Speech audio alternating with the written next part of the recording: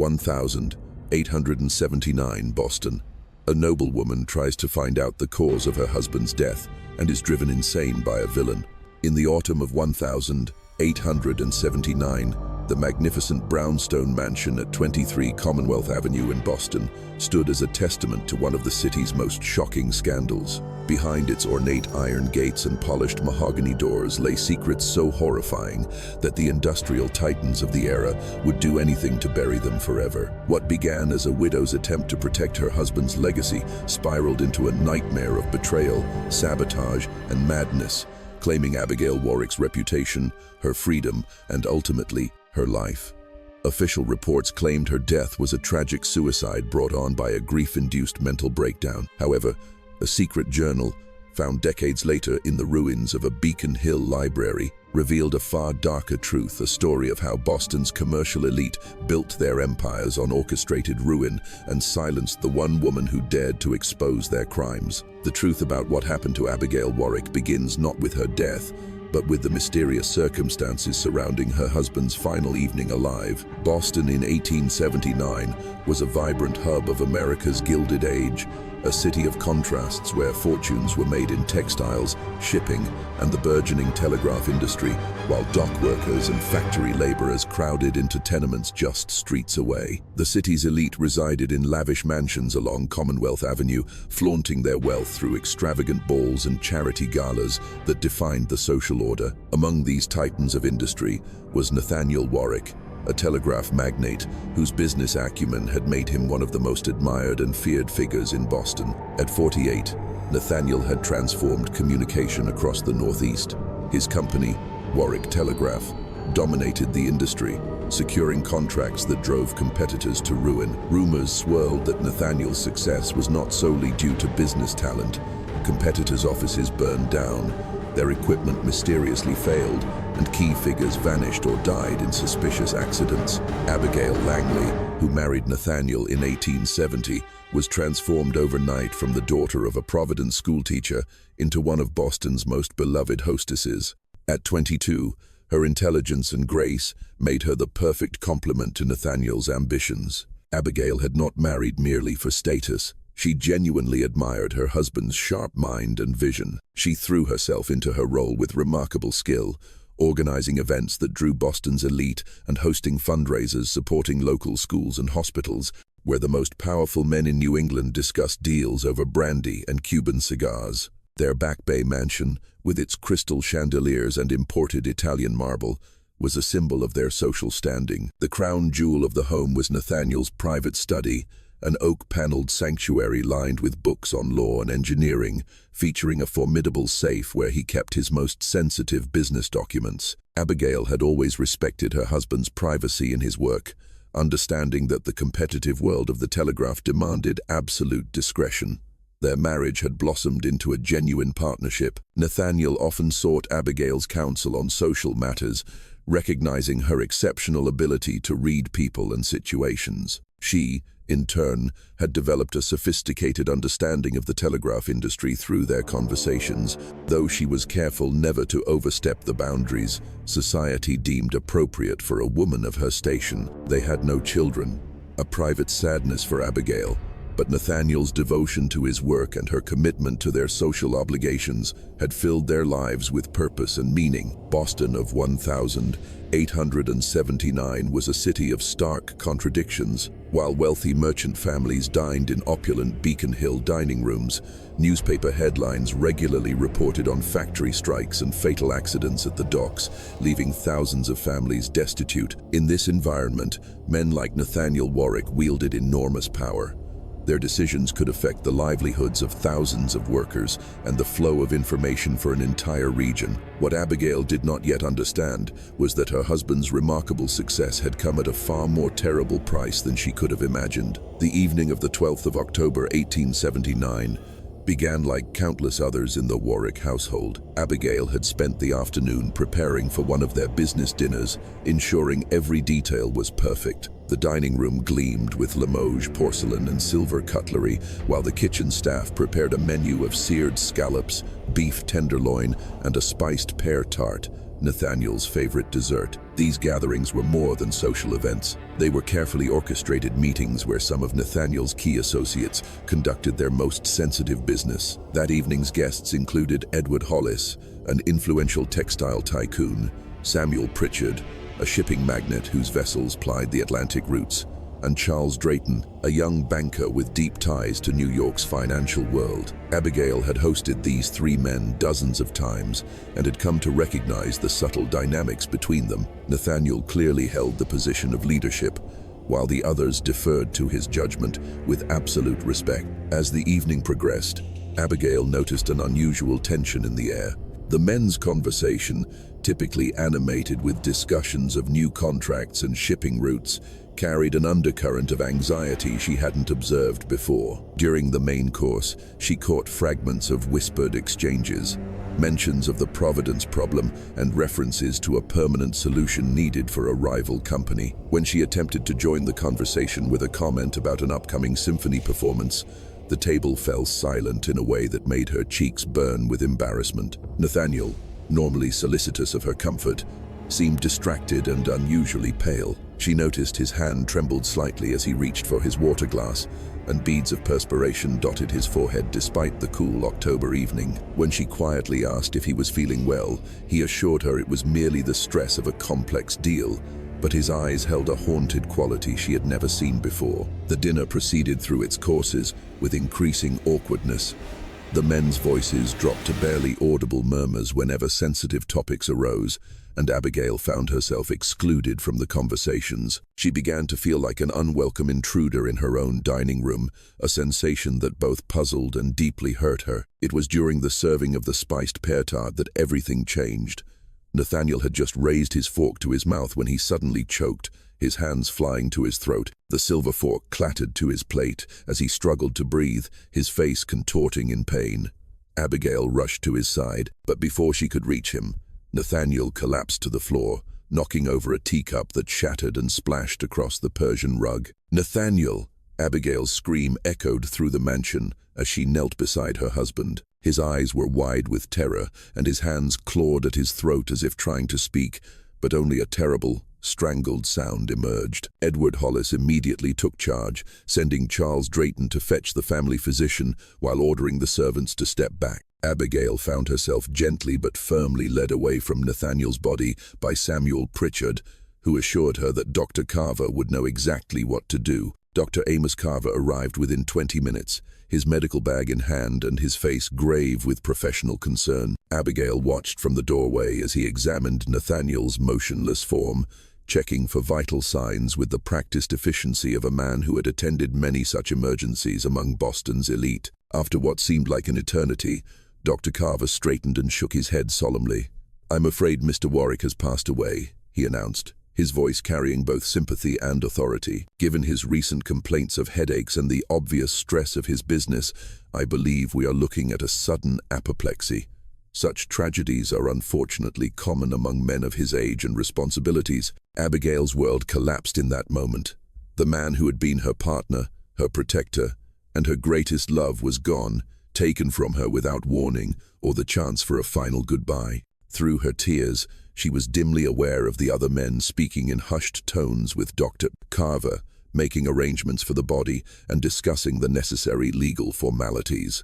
Their efficiency in handling the crisis seemed almost unseemly in its swiftness, but Abigail was too overwhelmed by grief to question their actions. What she didn't notice in her devastation was the brief exchange of meaningful glances between the three surviving dinner guests, or the way Dr. Carver nodded slightly when Edward Hollis whispered something in his ear. She didn't observe how Samuel Pritchard quietly picked up Nathaniel's broken teacup, or how Charles Drayton made a subtle gesture that caused the butler to clear the entire table with unusual haste. In the days that followed, as Abigail struggled to comprehend her new reality as a widow, the official story solidified around Nathaniel's sudden death. The newspapers reported that one of the telegraph industry's most innovative minds had succumbed to the pressures of his work, a cautionary tale about the dangers of pushing oneself too hard in pursuit of success. Friends and business associates expressed their condolences while praising Nathaniel's remarkable career and lamenting the loss of such a talented pioneer. But Abigail couldn't shake the memory of her husband's terrified eyes in those final moments, or the strange behavior of his dinner companions. Something about that evening felt fundamentally wrong, though she couldn't yet articulate what had disturbed her so deeply. The weeks following Nathaniel's funeral passed in a haze of condolence, visits, and legal consultations. Abigail found herself navigating an entirely new world of financial documents, business partnerships, and legal obligations that had previously been her husband's exclusive domain. Nathaniel's lawyer, the distinguished William Seward, guided her through the complexities of the estate with paternal kindness, explaining that Nathaniel's vast holdings were now hers to manage, or as he delicately suggested, to entrust to more experienced hands. The Warwick business empire proved to be even more extensive than Abigail had realized. Beyond the obvious telegraph lines and shipping companies, Nathaniel had maintained a complex web of holdings that included everything from textile mills to real estate, from railroad investments to banking partnerships. The paperwork seemed endless. Stock certificates, shipping contracts, partnership agreements, and correspondence with business associates across the East Coast. Each document required Abigail's signature. Each decision demanded her immediate attention. What struck Abigail as peculiar was the remarkable timing of Nathaniel's investments. Time and again, she discovered that her husband had made brilliant financial moves just days or weeks before major market developments. He had sold shares in a shipping company just before one of its ships mysteriously sank in a storm. He secured contracts to lay telegraph lines immediately after competitors suffered fires that destroyed their equipment warehouses. He acquired textile mills at bargain prices just after their owners died in unfortunate accidents. Initially, Abigail attributed these coincidences to Nathaniel's exceptional business acumen. The man she had married possessed an almost supernatural ability to read market trends and anticipate industrial developments. But as she delved deeper into his records, patterns began to emerge that troubled her increasingly analytical mind. The timing wasn't just fortunate, it was impossibly precise, as if Nathaniel had possessed advanced knowledge of the disasters that befell his competitors. Among Nathaniel's personal papers, Abigail discovered a locked drawer in his study that neither she nor the household staff had ever seen opened. When the locksmith finally managed to open it,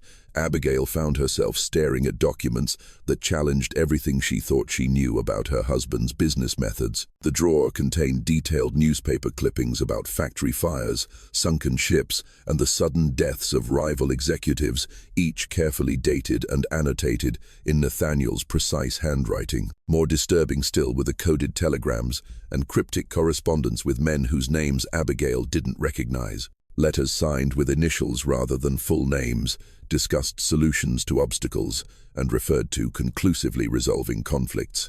The language was deliberately vague, but the implications sent chills down Abigail's spine. These weren't the communications of legitimate business negotiations. They read more like planning documents for acts of sabotage. One particular letter dated just 2 weeks before Nathaniel's death caught Abigail's attention.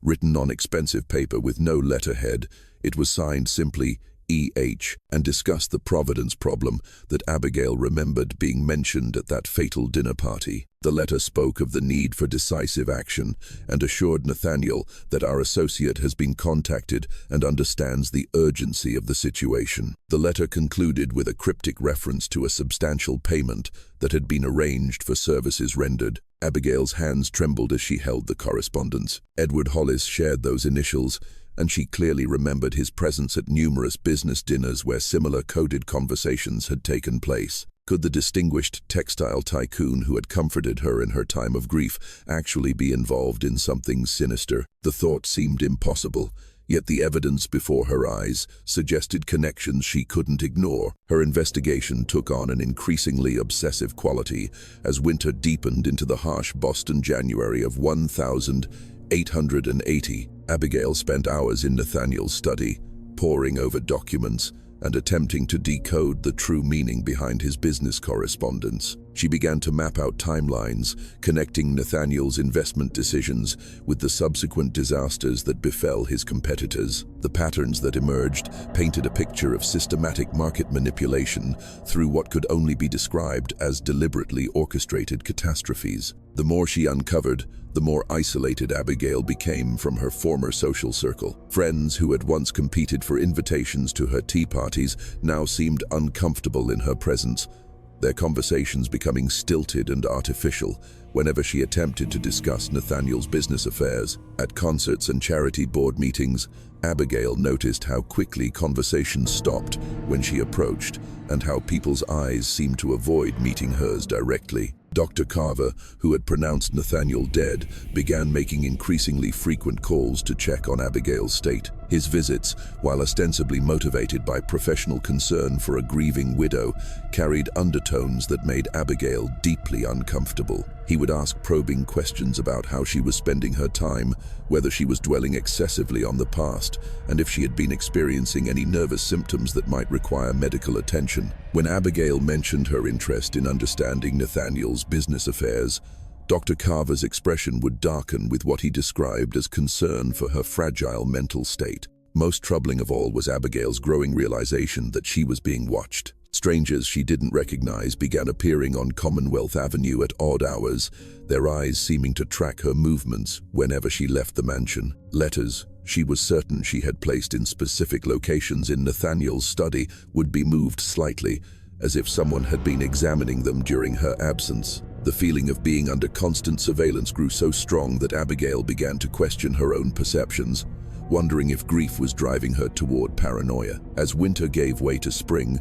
Abigail's investigation had revealed enough disturbing evidence to convince her that Nathaniel's death had been no natural stroke, and that his business success had come through means that violated every moral principle she held dear. But the depth of the conspiracy she was uncovering, and the power of the men who seemed to be involved, made her realize that her own life might now be in danger. The question that haunted her sleepless nights was no longer just what Nathaniel had done, but who was watching her now, and what they might be willing to do to protect their secrets. Spring of 1880 brought with it a renewed determination as Abigail decided to move beyond passive investigation and take active steps to uncover the truth about her husband's business dealings. Her transformation from grieving widow to determined investigator had been gradual but profound, driven by the mounting evidence that Nathaniel's death was connected to something far more sinister than simple business competition. Abigail's first breakthrough came from an unexpected source. Bridget Kelly, the loyal Irish housekeeper who had worked in the Warwick household for over a decade. Bridget had always been more observant than the other servants, and her loyalty to Abigail had deepened during the difficult months following Nathaniel's death. One morning in April, as Abigail reviewed financial documents in the library, Bridget approached with obvious nervousness. "Begging your pardon, Mrs. Warwick," Bridget began in her soft Irish brogue, "but there's something I've been wanting to tell you about the night Mr. Nathaniel passed. God rest his soul." Bridget's weathered hands twisted her apron as she continued. "I was cleaning in the hallway when Dr. Carver was leaving that evening, and I saw him speaking with Mr. Hollis by the front door. They didn't know I was nearby, but I heard Mr. Hollis say something that's been troubling me fierce." Abigail set down her papers and gave Bridget her full attention. The loyal housekeeper had proven herself trustworthy over the years, and her observations often carried insights that others missed. Mr. Hollis said, clear as day, "The dose worked faster than I expected. No one will ever suspect." And then Dr. Carver replied, "Just remember our agreement about the widow. She must never learn the truth." They shook hands like they were sealing some kind of bargain, ma'am, and it's been eating at me ever since. The implications of Bridget's revelation hit Abigail like a physical blow. If the housekeeper's account was accurate, then Nathaniel had indeed been murdered, and Dr. Carver had been complicit in both the killing and the subsequent cover-up. The dose could only refer to poison, administered with such skill that it mimicked the symptoms of a stroke. Abigail's grief transformed into cold rage as she realized that the men she had trusted to comfort her in her darkest hour had actually been her husband's killers. Armed with this new information, Abigail began to examine Nathaniel's death from an entirely different perspective. She recalled how Dr. Carver had arrived suspiciously quickly that evening, almost as if he had been expecting the emergency call. She remembered the efficient way the dinner guests had managed the crisis, their practiced coordination suggesting prior experience with such situations. Most tellingly, she now understood why Nathaniel's dinner companions had been so nervous throughout the evening. They had been waiting for their plan to unfold. Abigail's investigation intensified as she sought to understand the full scope of the conspiracy. She began making discreet inquiries about the men who had been present at that fatal dinner, learning details about their business practices that painted an increasingly disturbing picture. Edward Hollis, she discovered, had acquired several textile mills at bargain prices immediately after their owners died in coincidental factory fires. Samuel Pritchard's shipping empire had expanded through the systematic acquisition of rival companies that had suffered inexplicable runs of bad luck, mysterious disappearances of ships, and fatal accidents at the docks. Charles Drayton's banking operations had similarly benefited from the sudden bankruptcies of competitors, and Abigail began to notice that all three men shared certain characteristics. Their businesses consistently profited from their rivals' disasters. Their success coincided with a remarkable string of accidental deaths among competing businessmen, and their social circles overlapped in ways that suggested careful coordination rather than coincidence. The pattern that emerged was one of systematic market manipulation through violence and sabotage. These men weren't simply successful businessmen, they were operating what could only be described as a criminal enterprise, eliminating competition through carefully planned acts of sabotage and assassinations disguised as accidents, suicides, or natural deaths. Nathaniel had clearly been a central figure in this conspiracy. His analytical mind was perfect for identifying targets and timing attacks for maximum financial benefit. Abigail's discovery of this network explained Nathaniel's uncanny ability to outmaneuver his rivals. He hadn't been predicting disasters. He had been orchestrating them through sabotage and violence. Every brilliant investment, every lucrative contract, every fortunate coincidence had been built on someone else's ruin. The fortune that had provided Abigail with her luxurious lifestyle, her social position, and her comfortable security had been purchased with blood. As Abigail's understanding of the conspiracy deepened, so did her sense of personal danger. She began to notice that her social isolation was becoming more pronounced and deliberate. Invitations to important social events stopped arriving. Longtime friends began declining her tea invitations with transparent excuses, and business associates who had once competed for her attention now seemed uncomfortable, even acknowledging her presence on the street. More ominously, Abigail realized that her own activities were being monitored with increasing intensity. Letters disappeared from her desk, only to reappear in slightly different positions. New servants she didn't recognize appeared in her household, recommended by employment agencies that Edward Hollis's office had suggested. Her personal correspondence was clearly being intercepted. The psychological pressure was beginning to affect Abigail's daily life in ways she couldn't ignore. She found herself jumping at sudden sounds, checking locks multiple times before retiring, and experiencing a persistent feeling of being watched, even in the privacy of her own home. Sleep became elusive as she lay awake, listening to every creak of the old mansion, wondering if tonight would be the night they decided she had learned too much. Dr. Carver's visits increased in frequency, his medical examinations becoming more intrusive and his questions more pointed. He began suggesting that Abigail's nervous condition might require more aggressive treatment, perhaps even a period of rest at a private sanitarium, where she could receive the specialized care that her fragile mental state required. The threat implicit in these suggestions was unmistakable. Comply with their wishes or face involuntary commitment to an institution where her credibility would be permanently destroyed. Abigail realized that she was racing against time. The conspirators were clearly preparing to silence her. Her only hope lay in gathering enough evidence to expose their crimes before they could eliminate her as a threat. But every day brought new risks, and Abigail could feel the net closing around her with terrifying inevitability. The woman who had once hosted elegant soirees for Boston's elite now found herself living in constant fear.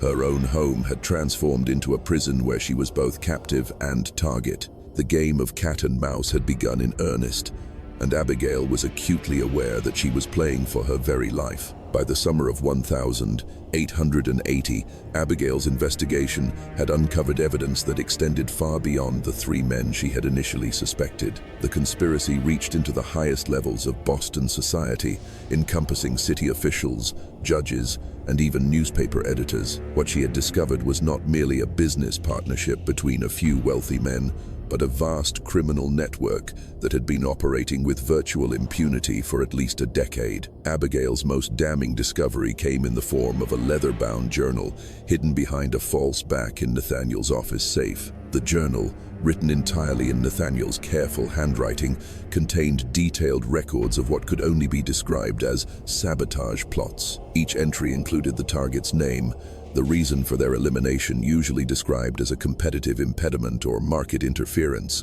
the method to be employed, and the payment for the services. The entries were chillingly methodical in their detail. A textile mill owner named Arthur Finch had been handled through a warehouse fire on the 5th of June 1878, resulting in Warwick Telegraph winning exclusive contracts. A merchant ship captain named Silas Croft had been resolved through an apparent disappearance at sea on the 11th of December 1878, allowing Pritchard's company to take over lucrative shipping routes. A rival engineer named Henry Gage had been concluded through a carriage brake failure accident, eliminating a major competitor in the development of new telegraph technology. Most horrifying of all was the discovery that the conspiracy maintained a network of professional operatives throughout New England. These men, referred to in the journal only by code names, specialized in different types of sabotage. The arsonist specialized in creating fires that looked accidental. The saboteur arranged equipment failures and industrial accidents, while the messenger specialized in the art of poisoning that left no detectable traces. The journal revealed that Nathaniel had served as the network's primary strategist, identifying targets whose downfall would create the maximum market disruption and profit potential. His role had been to analyze business competitors, assess their vulnerabilities, and recommend the most financially advantageous timing for an attack. The other conspirators had handled the practical arrangements. Hollis managed the financial aspects and money laundering. Pritchard coordinated the logistics of the sabotage operations, and Drayton maintained the network of corrupt officials who ensured that investigations never proceeded beyond superficial inquiries. Abigail's blood ran cold as she read the final entries in the journal. The last completed plot was dated the 1st of October 1879, involving the Providence problem, a competing telegraph company that had been bankrupted by a series of technical mishaps. But it was the final, incomplete entry that made Abigail's hands shake with terror. A.W. Widow, excessive curiosity, restraint required. The initials were unmistakably her own. Abigail Warwick had become the conspiracy's next target. Abigail's discovery that she was a target galvanized her into immediate action, but also filled her with paralyzing fear. She now understood that every day she remained in Boston brought her closer to a carefully planned accident. The conspirators had already been laying the groundwork for her elimination through Dr. Carver's repeated suggestions about her mental instability. Her death would likely be attributed to suicide, brought on by prolonged grief and nervous exhaustion, a tragic but understandable end for a widow who had never recovered from her husband's sudden passing. The psychological warfare intensified dramatically once Abigail realized she was marked for death. Strange accidents began occurring with alarming frequency. A balcony rail beam fell into the yard minutes after she had been standing beneath it. A gas stove in the kitchen was found to have been tampered with, causing a leak, thankfully caught by Bridget's keen nose, and the horse on her carriage suddenly bolted during a ride, nearly causing a serious collision. Each incident was carefully crafted to appear accidental, but the timing and frequency made it clear that these were deliberate attempts on her life. Abigail realized the conspirators were testing different methods. The psychological effect was devastating. Abigail found herself unable to trust anything in her environment, from the food she ate to the stairs she climbed. Dr. Carver's visits became increasingly aggressive in their medical assessments. He began bringing a colleague, Dr. Franklin Pierce, who specialized in female disorders and institutional commitment procedures. Together, they subjected Abigail to lengthy examinations that focused on her mental state rather than her physical health. Their questions grew more invasive and accusatory. Did she believe people were plotting against her? Was she experiencing paranoid delusions about her late husband's business associates? Was she having difficulty distinguishing between reality and imagination? Abigail realized that the doctors were building a medical case for her involuntary commitment to an asylum. Once institutionalized, she would be completely powerless to expose the conspiracy, and her eventual death could be attributed to the progression of her mental illness. The thought of being trapped in one of the era's notorious asylums, subjected to primitive and often brutal treatments, filled Abigail with a terror that went beyond the fear of death itself. Abigail's desperation led her to make a decision that would either save her life or hasten her death. She would attempt to gather irrefutable proof of the conspiracy and present it to authorities who were not part of Boston's corrupt network. Her plan was ambitious and dangerous. She would document everything she had discovered, create multiple copies of the evidence, and simultaneously present her findings to a federal marshal, the editor of the Boston Globe, and a police detective in New York. Working in absolute secrecy, Abigail spent nights photographing pages from Nathaniel's journal using a small camera she had purchased discreetly. She created detailed written accounts of everything she had learned, including Bridget's testimony about the conversation between Dr. Carver and Hollis. She compiled lists of suspicious accidents corresponding to the conspiracy's business gains, creating a timeline that demonstrated the systematic nature of the sabotage scheme. Abigail's plan required her to maintain an appearance of normalcy while secretly preparing her evidence. She continued to attend limited social functions, submitted to Dr. Carver's examinations, and maintained the facade of a grieving widow, slowly succumbing to a nervous breakdown. But beneath this performance, she was preparing for what she knew would be her only chance to expose the truth and save her own life. The stakes could not have been higher. Abigail was playing a desperate game against opponents who had already demonstrated their willingness to ruin others without hesitation. Her window of opportunity was closing rapidly as the conspirators prepared their final move against her. The evidence she had gathered would either vindicate her allegations and destroy one of the most powerful criminal networks in New England, or it would die with her, ensuring their secrets remained buried forever. As spring turned to summer, Abigail could feel the tension reaching its breaking point. The next few days would determine whether justice would finally be served, or whether she would become just another entry in Nathaniel's journal. The 10th of May, 1880, brought a warm breeze to Boston, but Abigail felt nothing but a cold dread as she prepared to execute her desperate plan. She had arranged to meet with 3 different contacts on the same day: a federal marshal, the editor of the Boston Globe, a newspaper not under Hollis's influence, and a police detective from New York with no ties to Boston's corrupt system. Her strategy was simple but risky: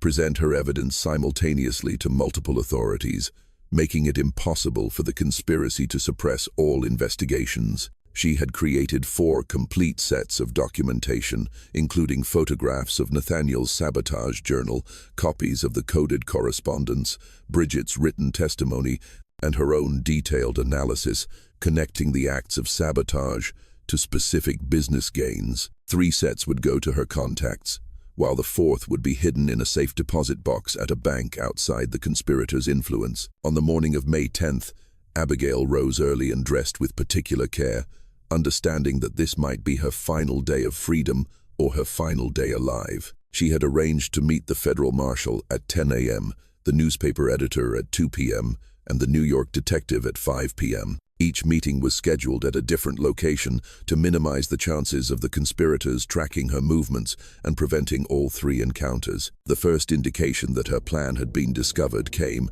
as she prepared to leave for her morning appointment. Bridget approached her with obvious distress, reporting that 2 unfamiliar men were positioned on the street corners near the mansion and that Dr. Carver had arrived unexpectedly, claiming he needed to conduct an urgent medical examination. "He's in the front parlor, ma'am, and he's brought that other doctor with him again," Bridget whispered urgently. "He says you're having a medical emergency and that he needs to see you immediately. But ma'am, you look perfectly well to me, and his manner is most strange. He seems nervous and keeps checking his pocket watch." Abigail's heart raced as she realized that the conspirators had somehow learned of her plans and were moving to stop her.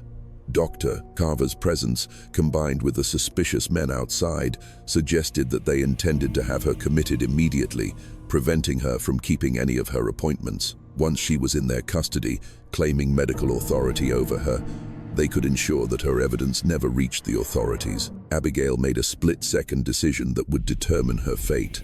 Rather than confront Doc Carver directly, she instructed Bridget to tell him that she was feeling faint and would need a few moments to compose herself before the examination. Using the servant's stairs, Abigail quickly retrieved her prepared evidence packets and escaped through the mansion's rear entrance, which opened onto a narrow alley. Abigail's flight through the streets of Boston became a desperate race against time and her pursuers. She could see men following her as she made her way toward the federal building, their presence confirming that the conspiracy had mobilized significant resources to stop her. Abigail's plan began to unravel as she realized her pursuers seemed to anticipate her destinations. The federal marshal's office delivered the first devastating blow to Abigail's hopes. When she arrived at the building, breathless and terrified, she was informed that Marshal Thompson had been called away to an urgent matter in Worcester and would not be available. The clerk's explanation seemed rehearsed, and Abigail noticed that he avoided making eye contact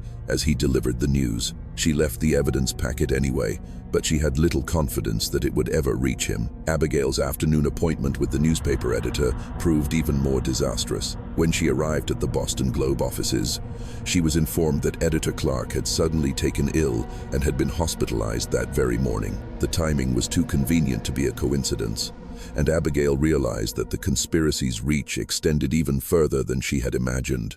They had somehow identified her contacts and neutralized them. Desperation drove Abigail to attempt her final appointment with the New York detective, even though she suspected it too would prove futile. Detective Michael Donovan from New York had agreed to meet her at South Station, planning to return on the evening train after reviewing her evidence. Abigail arrived early, hoping that the public nature of the location might provide some protection from her pursuers.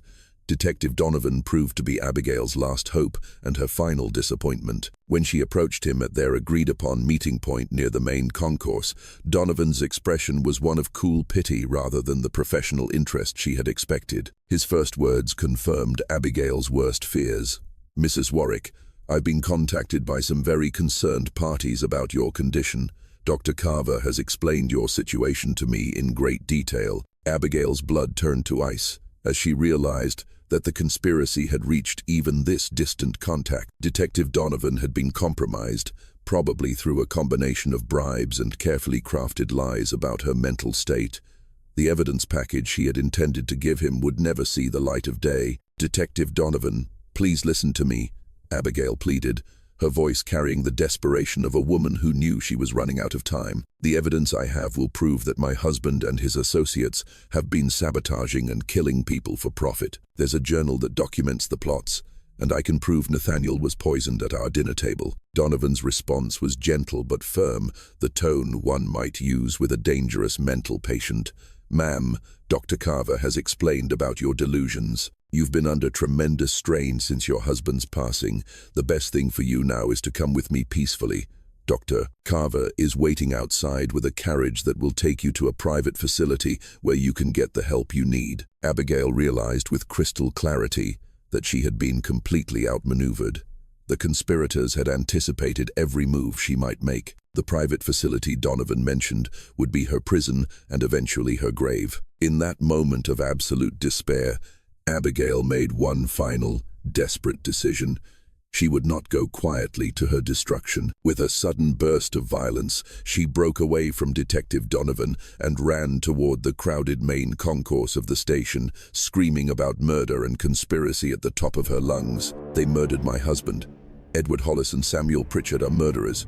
They've been sabotaging businesses for money." Abigail's voice echoed through the vast space as dozens of travelers turned to stare at the elegantly dressed woman who appeared to be having a complete mental breakdown. "Dr. Carver poisoned Nathaniel. They're trying to kill me to keep me quiet." The scene that followed was exactly what the conspirators had planned. Abigail's public hysteria, witnessed by scores of respectable citizens, provided perfect evidence of her mental instability. Dr. Carver appeared as if summoned, accompanied by two orderlies in white coats who approached Abigail with the practiced efficiency of men accustomed to handling hysterical patients. "Please, everyone, stand back," Dr. Carver announced to the gathering crowd, his voice carrying professional authority and deep compassion. This poor woman has been suffering from a severe nervous exhaustion since her husband's death. We're here to help her, but she's been experiencing paranoid delusions. Abigail fought against the orderlies who restrained her, continuing to shout accusations that sounded increasingly deranged to the onlookers. The more desperately she tried to explain the conspiracy, the more her words seemed to confirm Dr. Carver's assessment. The very evidence she was trying to present, the complexity of the criminal network, the involvement of respected businessmen, the systematic nature of the sabotage, sounded like the elaborate fantasies of a mind that had lost touch with reality. As the orderlies carried Abigail toward the waiting carriage, she caught sight of Edward Hollis watching from the shadows near the station's entrance. His expression was one of satisfied calculation, the look of a man whose carefully laid plans had reached their successful conclusion. Abigail understood in that moment that everything, her isolation, the staged accidents, the medical examinations, even this final public breakdown had been orchestrated to achieve exactly this result. The last thing Abigail saw as the carriage door closed was Detective Donovan shaking hands with Dr. Carver, accepting what appeared to be an envelope thick with cash. Her final hope of justice had vanished. Abigail Warwick was committed to the Danvers State Insane Asylum on the 10th of May, 1880, under the medical authority of Dr. Amos Carver and Dr. Franklin Pierce. The facility, located on a remote hill, was notorious for treating difficult patients from wealthy families. It was exactly the kind of discreet institution where inconvenient people could disappear without generating unwanted public attention. The asylum's records, meticulously maintained by the staff, documented Abigail's rapid deterioration from the moment of her arrival. According to Dr.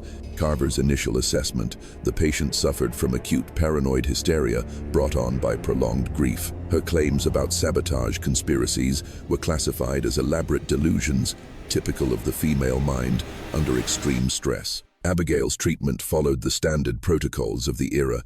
She was confined to a private room, denied all visitors, and subjected to a regimen of cold water treatments, prolonged bed rest, and gradually increasing doses of laudanum designed to calm her agitated mental state. Her requests to contact authorities or send letters were denied on medical grounds. Bridget Kelly made several attempts to visit Abigail during the first weeks of her confinement, but was turned away each time with explanations that the patient was too unstable. The loyal housekeeper's persistence eventually earned her a meeting with Dr. Carver himself, who patiently explained that Abigail's condition was deteriorating rapidly and that outside contact might trigger violent episodes. What Bridget didn't know was that her own days were numbered. On the 20th of June 1880, Bridget Kelly was found dead in her small apartment. The police report attributed her death to a gas leak from a faulty stove, a tragic accident. The timing ensured that the only witness to the conversation between Dr. Carver and Edward Hollis would never be able to testify. Abigail's own end came with the cruel inevitability that the conspirators had planned from the beginning. On the 3rd of July 1880, after nearly 2 months of institutional confinement and increasing doses of laudanum, Abigail was found dead in her room at the Danvers Asylum. Dr. Carver's official report attributed her death to cardiac failure brought on by the progressive deterioration of her nervous system and the toxic effects of prolonged mental anguish. The death certificate, signed by Dr. Carver and countersigned by Dr. Pierce, made no mention of the massive dose of laudanum that had actually stopped Abigail's heart. The drugs had been administered during what the medical records described as a therapeutic treatment for severe agitation, but which had actually been a carefully calculated execution disguised as medical care. Abigail's funeral was a modest affair, attended primarily by former servants and a handful of society acquaintances who felt obligated to pay their respects. Edward Hollis, Samuel Pritchard, and Charles Drayton all attended, playing their roles as concerned friends who had tried unsuccessfully to help a troubled widow overcome her tragic decline into madness. Their expressions of sympathy were masterful performances, conveying just the right mixture of sadness and relief that Abigail's suffering had finally ended. The Boston Herald ran a brief obituary that portrayed Abigail as a cautionary tale about the dangers of uncontrolled grief. The article described how the sudden loss of her beloved husband had triggered a mental collapse that led to increasingly bizarre delusions about business conspiracies and sabotage plots. The obituary praised Dr. Carver's heroic efforts to treat Abigail's condition. Nathaniel's estate was quickly settled by William Seward, who had been appointed as executor. The Warwick fortune was distributed in ways that greatly benefited his former business partners. Edward Hollis's mills received large investments. Samuel Pritchard acquired several profitable shipping routes at below-market prices, and Charles Drayton gained control of financial assets that complemented his rising empire. The mansion on Commonwealth Avenue was sold, and all of Nathaniel's business records were carefully destroyed during the estate settlement process. William Seward explained that the documents contained sensitive information. The destruction was carried out under the supervision of Edward Hollis, ensuring that no trace remained of the journal or the coded correspondence. With Abigail's death, the criminal network continued its operations with renewed confidence. The elimination of both Nathaniel Warwick and his widow had demonstrated the organization's ability to handle internal threats. In the following years, the conspiracy expanded its operations, eventually extending its influence throughout New England. Dr.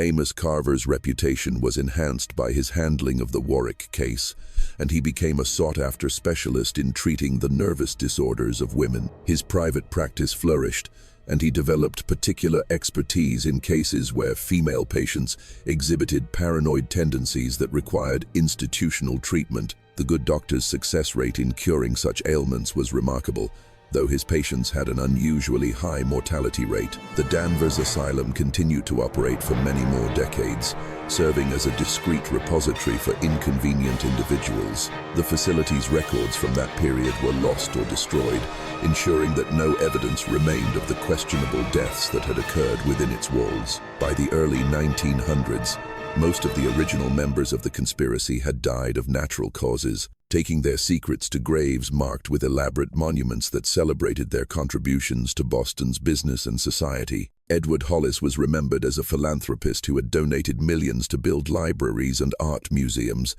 Samuel Pritchard's shipping empire became a cornerstone of Boston's commerce. Charles Drayton's banking activities helped fund the industrial growth of New England. Their true legacy lived on in the criminal networks they had established, which continued to operate long after their deaths. The methods they had pioneered the systematic elimination of business competition through sabotage, the corruption of medical and legal authorities, the use of mental health institutions to silence inconvenient witnesses became templates that would be copied by criminal organizations for generations to come. Abigail Warwick's story disappeared into the archives of forgotten tragedies, remembered only as a footnote in occasional academic studies of women's mental health in the Gilded Age.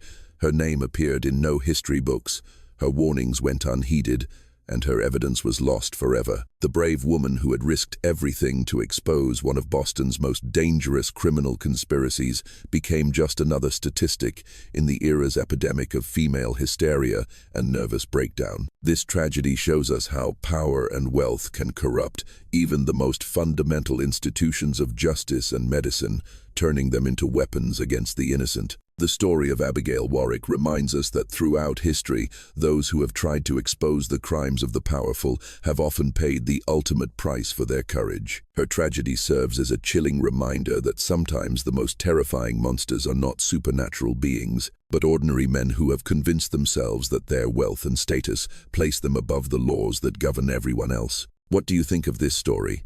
Do you believe that such conspiracies could have operated in the shadows of Gilded Age Boston? Leave your comment below and let us know your thoughts about Abigail's tragic fate. If you enjoyed this tale of dark history and want more mysteries from the past, subscribe, hit the notification bell, and share it with someone who loves exploring the sinister secrets that history tried to bury. Until next time, remember that the most frightening stories are often the ones that could be true.